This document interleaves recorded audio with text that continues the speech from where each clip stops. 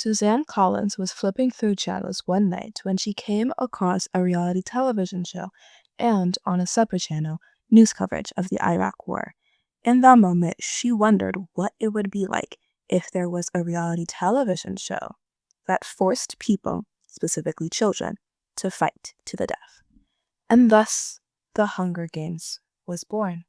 The title was inspired by the Latin phrase panem and circenses, which translates to bread and circuses, and refers to a political strategy in which the government can maintain control by keeping the people content, specifically with bread, food, and circenses, entertainment. This is what inspired the gladiator fights. Are you not entertained? The Hunger Games is a unique take on this ideology, keeping the capital appeased with entertainment, but keeping the people in the districts subdued by forcing them to fight for their survival, leaving neither with the bandwidth to consider anything crazy like overthrowing the government. In fact, it is precisely the districts that I want to focus on. As a child reading the series, I was moved by the sheer horror of forcing children to fight to the death. As a child myself, I could not fathom that level of loss of innocence. The way all of these people have simply been forced to accept this sick and wrong reality. Now that I'm older, I can truly appreciate the absolute brilliance of the symbolism of Panem and circenses, and how the capital and the districts emphasize the reality of inequality and elitism, of caste, and how the existence of caste is cleverly used to reinforce inequality. And I don't really see anyone talking about the significance of this caste system and what it reflects about our current reality itself. And that's what I'm here to do. From the opening of the first Hunger Games movie, we are bombarded with images that emphasize the juxtaposition between the capital and the districts.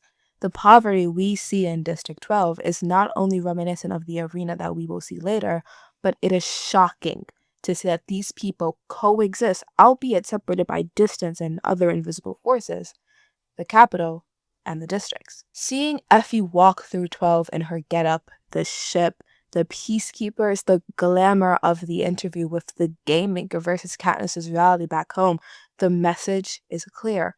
This is a world in which class and birth define completely different realities. The start of this movie also has very shaky cinematography, intentional of course, but was there no other way to showcase the chaos of this plot? It's giving the cameraman had a stroke. Before the morning of the reaping of the 74th Hunger Games, Gale and Katniss are having a conversation in which Gale remarks, "What if no one watched?"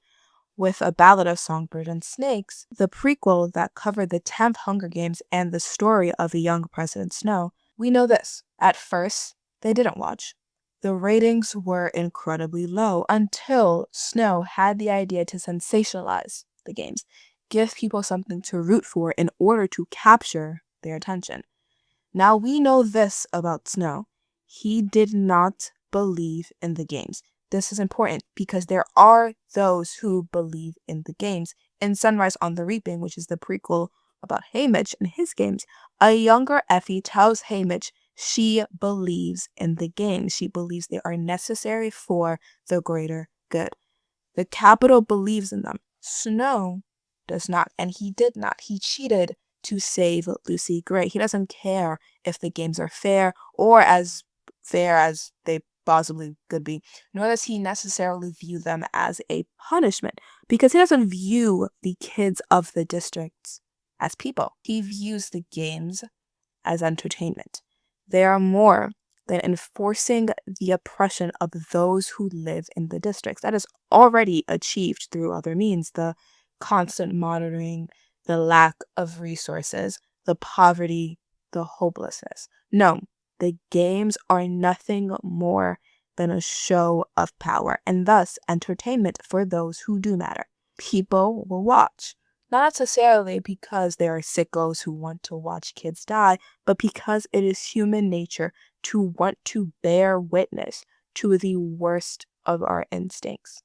To see those kids robbed of their innocence and forced to do whatever it takes in dire moments of survival, kids that they were made to care about in the moments leading up to the games.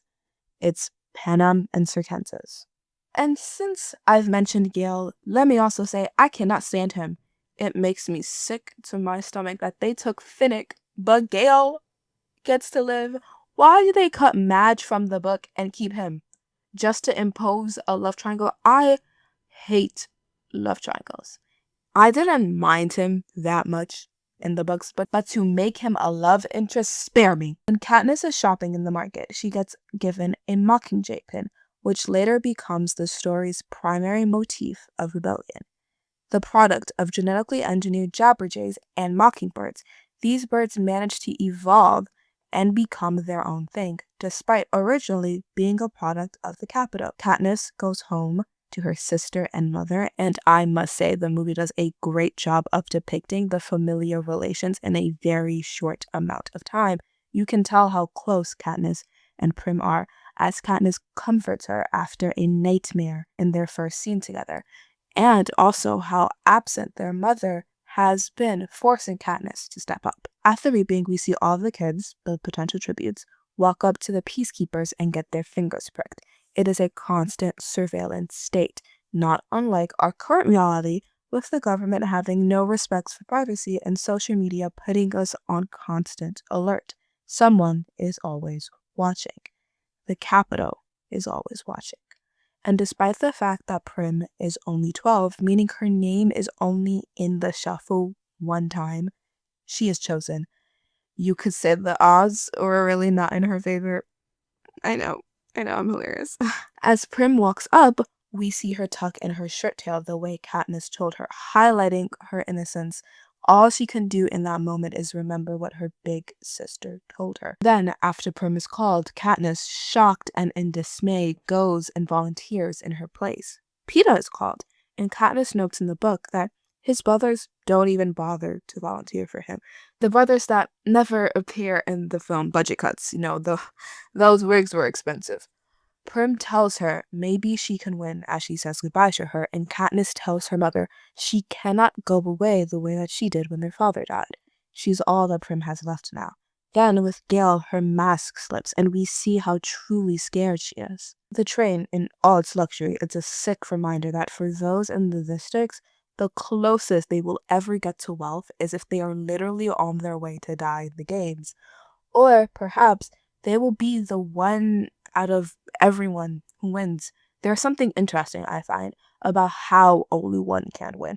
The same way that in our capitalist society that is built on a hierarchy, only a few can climb from the lower ranks to the top, and only at the expense of those around them. I always found Effie a bit creepy, the way she leads these kids to their deaths every year and is somehow happy and bubbly about it. Girl, what do you have to be smiling about? What's wrong with you? She genuinely thinks that Panem needs the game. She thinks they benefit from them. And in a way, she's right. The capital could not exist without the games. They could not exist without the means to maintain control over everyone else. Peeta instantly reveals that he's smarter than he looks. I used to find him really annoying when I was a kid reading the books. I thought that he was useless and writing like Katniss's coattails, and you could not have convinced me that she liked that boy. But he is actually quite clever. He keeps Katniss alive in the games by banding with the careers. He prompted the idea of them being in love, which kept them both alive. He understood that they were playing a game. He instantly begins asking questions and even waves to the waiting people when they arrive at the capital. On the train, we also meet Haymitch, the only victor from District 12, who serves as Katniss's and Peeta's mentor. He, by now, has completely given up because he has nothing to live for. Katniss does. And that right there is what makes her so incredibly special. She has a motive to win, yet still maintains her morals throughout the process. She doesn't play the game. Her intent is nothing short of genuine, and when she does gain the favor of others, it is because of that. Because as she says to Cinna later on in the same film, she wasn't even trying. Every act of rebellion is not calculated on her part. It's just her being her. and that is deeply inspiring to everyone else. In the book, with her inner monologue, we know that she has a deep understanding of the injustices stacked against her. She constantly mentions how the tributes from other districts have had better training, better resources, better lives, better education, better circumstances. She is from the last district, the poorest, the most hopeless, the district who only ever had one victor in 74 years that they know of. The districts are themselves a caste system. The fact that the capital doesn't have to participate in the games, and those from wealthier districts, the lower numbers that are physically closer to the capital, have a better chance of winning, shows the layers of caste within Panem. The capital is distinct from the districts, and the districts pride themselves on their proximity to the capital. You see that mentality with the careers who bully the tributes from poorer districts, yet to the capital, they are all the same. Less than. That is exactly how a caste system operates. The superiors on top and everyone else forced to fight for second place because it is the best they can ever get. But it is still second place. And unless they bring the whole system down, everyone within the districts will continue to suffer. At their arrival, they are plucked and primed like cattle for slaughter. We meet Senna, who dresses Katniss and Peeta for a tribute parade, which is meant to depict the character of each district. Each district is defined by a particular resource for which they are exploited, and that is the only purpose that they have to the capital. They are limited to this and forced to come out in numerical order to signify the pecking order of the caste. You have the capital that doesn't have to compete, and then the districts, and amongst the districts there are people who have a better chance of winning, and then there are the people for which the odds were really not in their favor. That's Katniss. Senna puts Katniss and Peeta in a flammable getup as they are the cold district, and Katniss becomes the girl on fire. What I love about the Hunger Games is how well written it is. Every scene is impactful and memorable, every moment of dialogue crucial, and the film converts all of this very, very well. A film has different strengths than a book, and while the book excels because of Katniss's internal monologue, the film handles the contrast between the haves and the have-nots in a striking visual manner. And that's why you should both read the book and watch the film. We hear again and again, oops, something in my eye. We hear again and again, may the odds be ever in your favor, which is such an interesting statement. First of all, the odds are already not in your favor if you not only have to grow up in the districts, but have gotten picked. Even Katniss, who volunteered, she felt she had no choice. She had to save her sister. The odds were not in her favor either. Also, why not say, may the best one win? It's almost as if they know it has nothing to do with that at the end of the day, because, after all, the capital is in control. Specifically, President Snow, and we meet him for the first time at the parade. Snow is played by the remarkable Donald Sutherland, may he rest in peace, who brought the character to life like no one else could. A true dictator. More than hatred, he inspires fear. He's kind of cunt, though, I'm not gonna lie. Like, his hair, his attitude, those ice-chilling eyes, oof, he's one scary dude. After this, they head to their lodgings, and because they are 12, they get the penthouse. It's the first time that as the lowest district, they get the best treatment. They are consistently, throughout this process, though, separated by district, separated by caste. At training, we see how ruthless the careers are. They are bullies looking for fresh meat, but they are also just kids. They exemplify how pervasive hatred can be inherited from one generation to the next, as they are nothing more than products of their environment. While talking, Peeta has an outburst. I have no chance of winning. None. Peeta knows from the start that he needs to get creative, which is why he's so curious. He's always looking for an out. At the iconic evaluation, they are 12th, and so they get evaluated last. By then, the judges are hardly paying attention.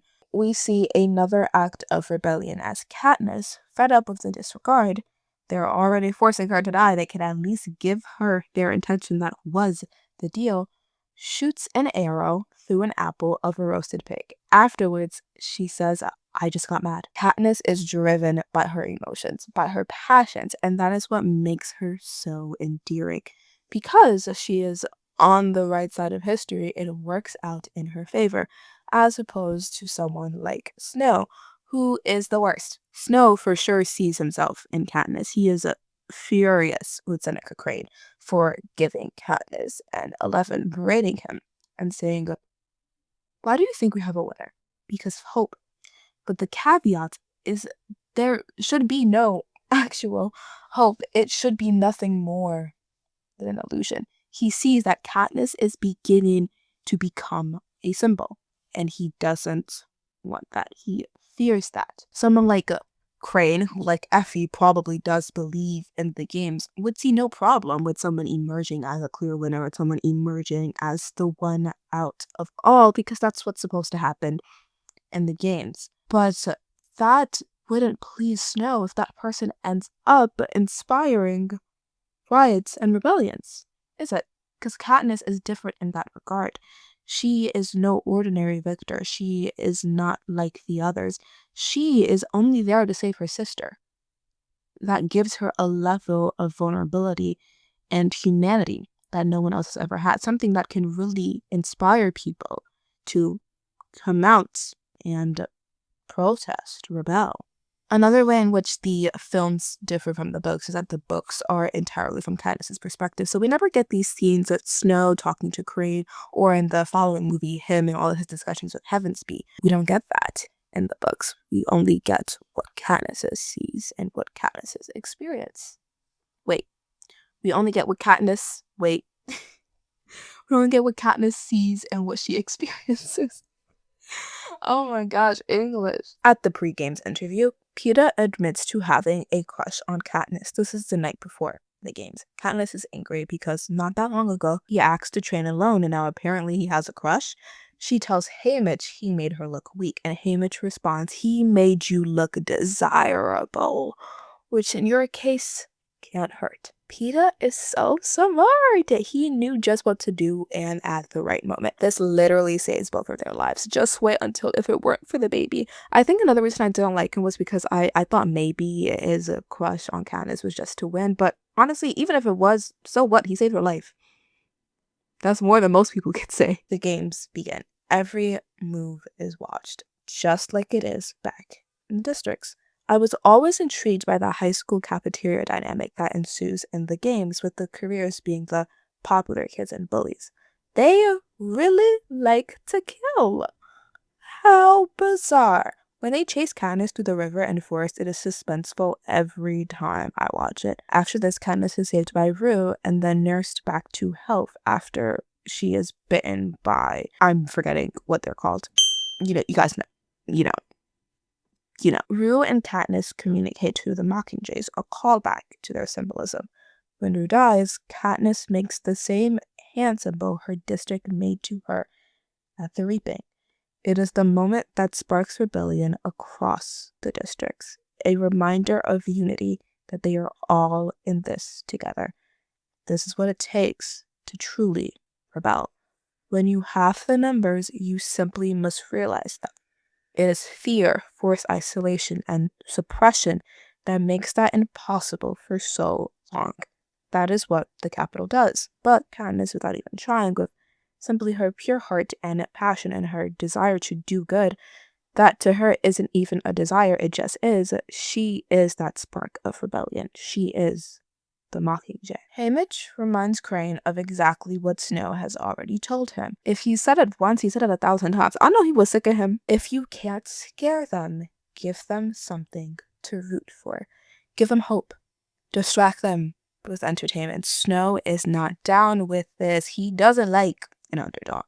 He says, there are a lot of underdogs in the outer districts and things we need. Minerals, coal.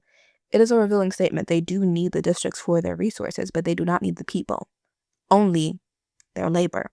So, no, he does not need for them to rise up as underdogs. Snow has a brilliant understanding of human psychology. He knows exactly how to manipulate them.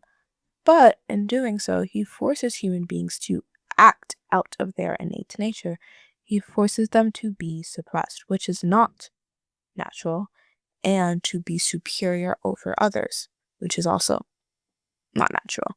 And so rebellion was always inevitable. They were always going to reach their breaking point where they could not go on like this, and the potential change was no longer scarier than their current reality. They were okay with jumping from the burning building, even if it meant they hit the ground, because at least they wouldn't be in the burning building. Ironically, the games are punishment for a previous rebellion and led to another one. Eventually, they had nothing else to lose. Eventually, fear became nothing in the face of rage.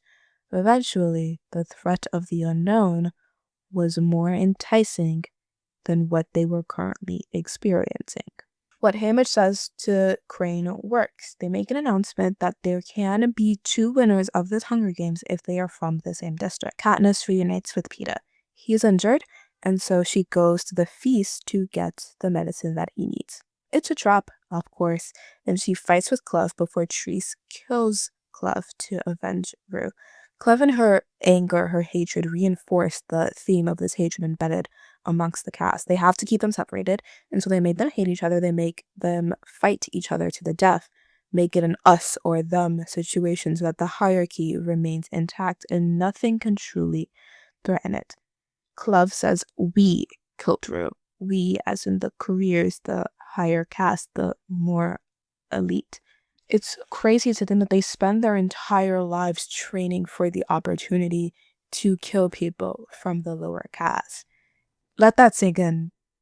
They spend their entire lives waiting for this, which they call an opportunity.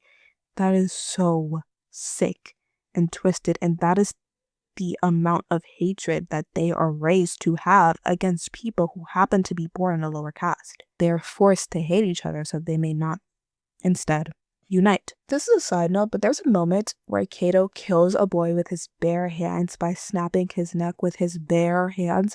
Do you have any idea how much strength that takes? They love putting that in films and TV shows. It is not realistic. This is a 16-year-old boy.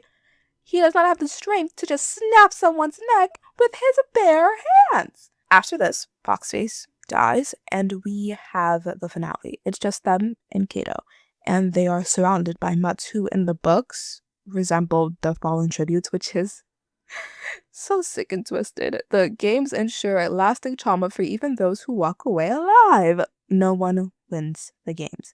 In his final moments, we get a moment of vulnerability from Cato, which is not in the books. I'm dead anyways. I always was. I didn't know that until now. It represents what I keep reiterating about the careers. They were brainwashed into believing that they could be different, that they already were, that they could do this, bring glory to their districts. They could be the one out of everyone, but instead they were forced to die along with everyone else. They were never different. They have more in common with the lower districts than they ever will with the capital.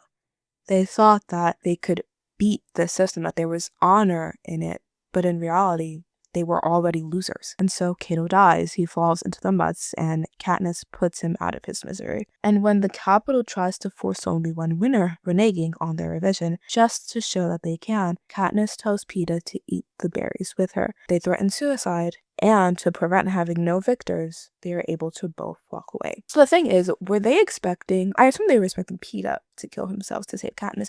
Were they expecting her to just go through the rest of her life after that harrowing experience? But that's what they do, right? They expect all of these victors to go on the rest of their life after killing people. It's so twisted. I love it. Haymitch warns Katniss that the capital will not take this lightly, that she must be careful, that this is about more than her. There's a sick tragedy in their celebration, knowing all the other kids who died so that they could be there. And Snow crowns both Katniss and Peeta as the victors of the 74th Hunger Game. What a lovely pin, he says to Katniss. That is one cold mother effort, I won't lie to you. Let me tell you. Catching Fire picks up a few months after, with Katniss and Peeta back in District 12. Katniss is suffering from PTSD. of course. As Lucy Gray puts it in A Ballad of Songbirds and Snakes, she's still got one foot in that arena. Yells being a little baby about Peeta and Katniss like it wasn't literally a life and death situation. Ooh, I cannot stand him. Be gone. Katniss returns home one day to find Snow is waiting in her home with her family, wanting to talk to her about the impending victory tour. He calls the berries a, quote, act of defiance, which inspired riots around the country. And Katniss says, quote, it must be a fragile system if it can be brought down by just a few berries. She just can't help herself, can she? She's so it. He agrees, but not in the way she imagines. He threatens her, threatens to bring upon her, and though she cares about the same fate as befell District 13, which was, in case you don't know, destruction. He tells her to be grateful, which I find an interesting choice of words. It is what narcissists expect from their victims, isn't it? Gratitude. They believe that they have the right to oppress them, and therefore any response short of kneeling at the altar is disgraceful. After all, they have allowed them to live. What more else could they want? Happiness, fulfillment, a life actually worth living. Don't be crazy. But we know that the capital does rely on these people for their resources and labor, and thus they are not as powerless as they may seem. The Victory Tour positions Katniss and Peeta as reality stars, even though they are teenagers struggling with PTSD and their prize was killing others. But those others were not people to the Capitol, so their deaths are nothing more than losers within a game. Reality TV cast members are nothing more than characters anyways, people placed within a very specific context. That is the definition of a character. They are being celebrated for, as Katniss so gingerly puts it, killing people. Moreover, they're being celebrated for doing the Capitol's bidding. And what choice does Katniss have here now that her family has been threatened? Katniss and Peeta have a heart-to-heart. I don't know why she is wasting her time on Gale, okay? This isn't even a real love triangle. Enough. In District 11, we learned they've been put on lockdown after the riot that was triggered after Rue's death in the games, and Katniss's heartfelt speech about Rue and Peeta donating a portion of his earnings to her and Truce's family caused the man to lift his hand in that all too familiar rebellious sign. He is killed instantly. You never get off this train, Hamish says.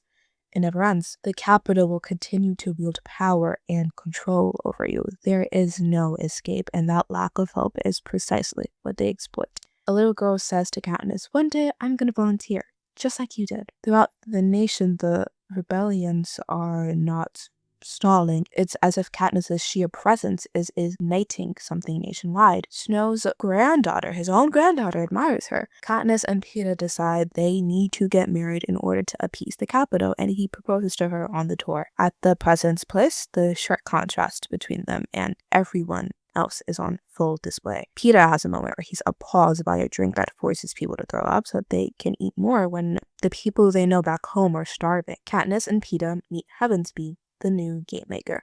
I forgot to add, but Snow, he Crane. That guy was useless anyways. When Katniss meets Snow's eyes, he shakes his head. She failed. Okay, I will say it was kind of cold how he made him die by eating the very berries that he called an act of rebellion that could bring down the whole system. But you know who they definitely brought down? Crane. Snow and Heavensbee are discussing what to do about the Katniss situation. Why is Heavensbee involved, you may ask? Because the games are the primary source of method of control in fandom. Heavensbee suggests using the wedding to, quote, show them she is one of us. Back in 12, Katniss wants to run away with Gale. He refuses because he's a and he thinks he deserves Katniss. You can't even show up for her. The peacekeepers storm in, attacking the market, and when Gale steps in to defend, he is dragged to the square to be publicly. But Katniss interferes, and then Haymitch and Peeta come to her aid. Katniss' mom and Prim treat Gale for his wounds, and Prim says to Katniss, it's different this time. There's hope. This is simply too much for Snow to bear. We must terminate her species, he says. And then we get the announcement that the 75th Hunger Games, the third quarter quell, in order to show that even the strongest cannot overcome the Capitol, will be drawing from the existing pool of victors. Now, this was an absolute fatal mistake on Snow's part. Panem died right there and then, but I will expand on that a little bit more later. Ooh, teaser. Hold on to your seats. Katniss begs Haymitch to save Peeta's life. He loves, not me. He tells her that nobody ever wins the games, the central message of the series. As we are about to meet a lot of the victors, keep that in mind. At the reaping, though, when Haymitch is called, Peeta volunteers. In response, the district raises their hands in salute, just like they've done so many times before, just like they did at the first reaping, I believe. But this time, everything is different. Peacekeepers do not allow Katniss and Peeta to say goodbye to their family and friends. On the train, Effie is dismayed, which is new for her. They can't just, she says, emotionally. What is happening to Effie right now will soon ripple through the rest of Panem. Like I mentioned earlier, Effie actually believed in the games. That is how she was able to do what she did for so long. And she believed in it because of this. In order to justify a system of hierarchy, in order for it to be ethical, there must exist some way for those who were unfairly born at the bottom to arrive at the top. How do they justify the caste system in some previous societies? It's okay because if you work hard in this life, then in the next life you'll be born into a higher caste. That is what the games were for. It validated the caste system of Panem. But if, in fact, you cannot truly escape the caste into which you were born, if at any point you can be thrown back into the worst of it, then the system cannot be overcome, and therefore the system is not ethical. It never was. That was Snow's miscalculation. He seemed to forget that what fortified Panem was not simply the subjugation of the districts, but the shared delusion amongst everyone within it. That mentality that they had, in order to convince people to work against their innate human nature and do something as unnatural as exists within caste, their minds and mentalities must be co-opted. They had to believe that what was clearly wrong was right. Snow has just gotten rid of what remained of that fragile brainwashing. Panem will never be the same. Haymitch informs Katniss and Peeta that last year was child's play. From a storytelling perspective, putting them back in the games is brilliant. We have already seen what happened in the games once, meaning that we know exactly what to expect this time around, so it feels a bit more grounded than the first time around. Yet there is, of course, a twist. That is why I think Catching Fire is widely regarded as the best film in the series. The pacing is airtight, the character is very, very lovable, and we are in the thick of it now. As the newest victims, Katniss and Peeta are outsiders. Again. The rest have gotten to know each other over the years. They are going to need allies, which Katniss doesn't like. Katniss meets Finnick from District 4 and the youngest ever victor of the games at the parade, and he says to her, "You could have made out like the bandits in the capital." He mentions to Katniss how he would get paid for the quote pleasure of his company in secrets. But he already knows the biggest secret of all, how this all works, how to manipulate the system within his own favor. Cinna says to Katniss to act as if this is all beneath you during the parade. He does not fail in his costuming this time either. Joanna, a fierce victor who loves herself and acts, gets naked in front of them in the elevator. Love her, she becomes important. In training, we see a huge difference between this games and the previous one. That high school cafeteria dynamic is gone and districts no longer define the allies. We meet Beetee and Iris, who teach us that there is always a flaw in the system. After seeing Katniss shoot, everyone wants to be her and Peeta's ally, but she only considers Beetee and Iris to everyone's dismay. They may be incredibly intelligent, but they don't exactly have physical prowess, and that does matter here. During the assessment, Peeta draws fruit and Katniss mocks grain. And now, the interviews. Oop! Guys, this was some tea. Everyone is desperate to say something to stop the games. As beloved darlings of the capital, they might have a shot. Joanna says in hers, "The deal was I win the games, you leave me alone. But now you want to kill me again." Perfectly encapsulating how the system has been broken. The deal was. The audience is outraged and sad to see their champions be put back in the games. Again, that is not how this is supposed to work. Unlike before, when Flickerman spoke to every contestant as if they were going to win, this time he is saying goodbye. The audience is in mourning. The capital is in mourning. Even the strongest cannot overcome the capital. Who even is the capital anymore, though, if no one is safe? I imagine the audience is wondering if they could be next. But ultimately, Snow was wrong to say that. They can overcome the capital. And they do just that. That's a conversation for another time. In Candace's interview, her wedding dress catches on fire to turn her into the Mockingjay. The camera lingers on Snow to congratulate his amazing work, and Snow looks closely at him. Unfortunately, Snow dies for that. In Peeta's interview, he says that Katniss is pregnant.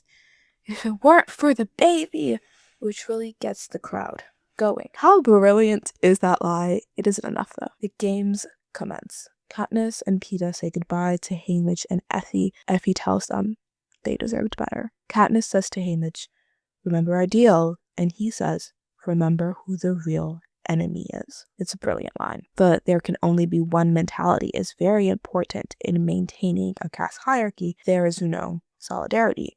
That is also what makes the Quarter Quell such a massive mistake. It brought together the very few people, honestly, in Panem who did have some sort of solidarity. Snow wanted so badly to eradicate the species, he neglected to realize that. What an idiot! As Katniss is about to enter the games, Cinna is killed by peacekeepers right in front of her. The entrance scene, as she enters the arena after that and logs in, is fire.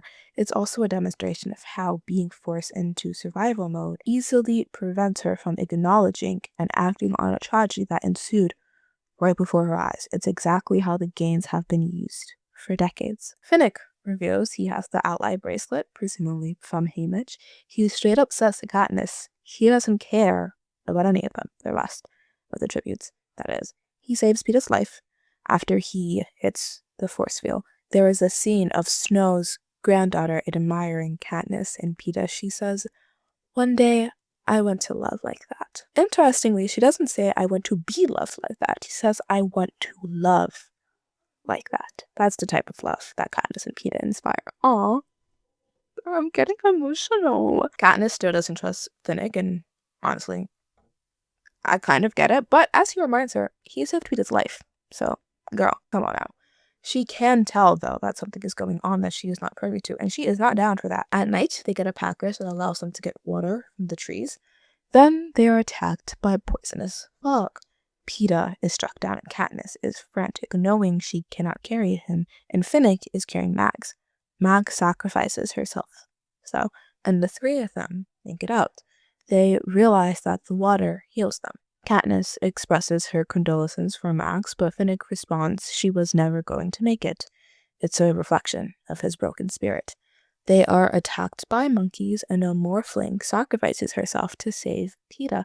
Now Katniss is really starting to notice something is going on. Why do these people keep dying for them? They find Joanna, Virus, and Beetee. Joanna snaps at Virus, who keeps going, "Tick-tock, tick-tock, tick-tock," and Katniss defends her. "I got them out for you," Joanna yells, and Katniss is left to wonder, whatever could that mean? She does end up realizing, though, that the tick-tock refers to how the arena is a clock.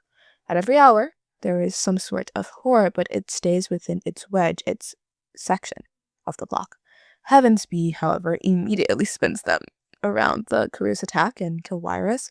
Katniss falls into the water, but she is fine. Then they hear the Jabberjays in what is probably the sickest thing the Capitol has ever done, in my opinion.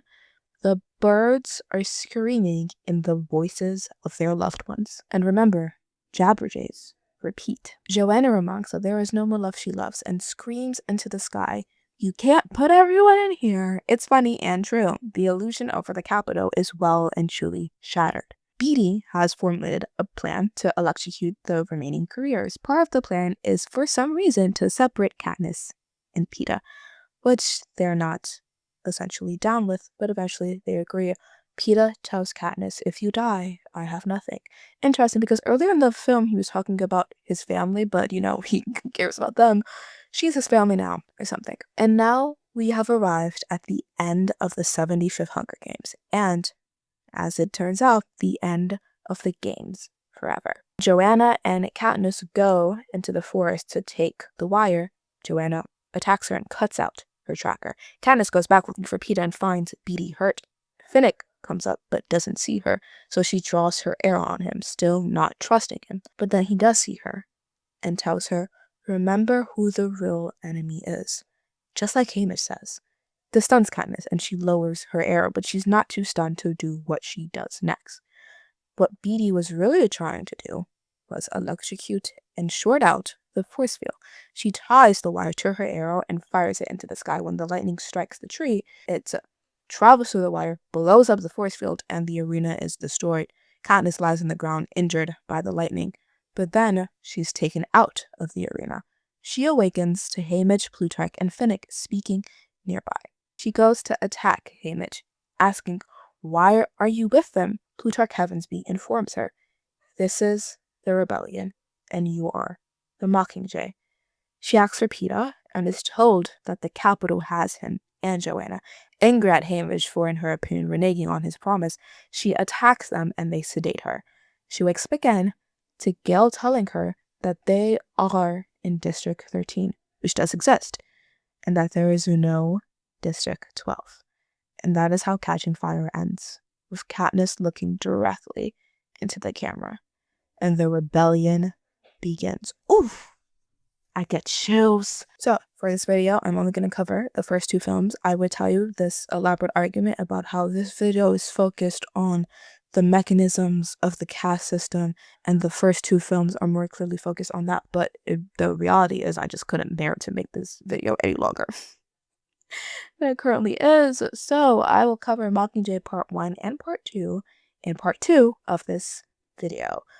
Those films discuss the rebellion itself, so I will be breaking down how Hunger Games, after demonstrating so beautifully how to create a system of control, shows us also how to dismantle it. If you made it this far in the video, I'm so happy. Thank you so much for watching. My name is Khadija and I make videos about film and television. For real, this time I had a bit of a time this past year. But I'm really happy to be here. I could talk about these things forever, and now I have the opportunity to do so. So thank you for indulging me. I hope you heard or learned something interesting, and I will see you so soon. Bye.